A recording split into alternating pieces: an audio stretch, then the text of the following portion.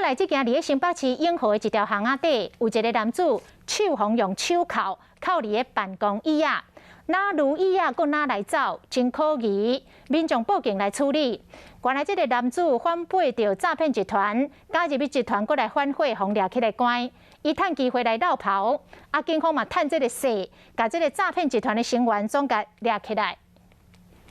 敢是去翕到一位查甫人拿杀椅啊拿逃走，这个地点就伫新北市的永和区。实际重回永和这条巷子，当时民众就是发现男子的手被上铐在路上行走，觉得很可疑，于是报警处理。警方发现被害人原本想要加入诈骗集团，摕家己的人头铐走，却搁反悔。本来想要加入诈骗集团啊，然后又怕他的人头账户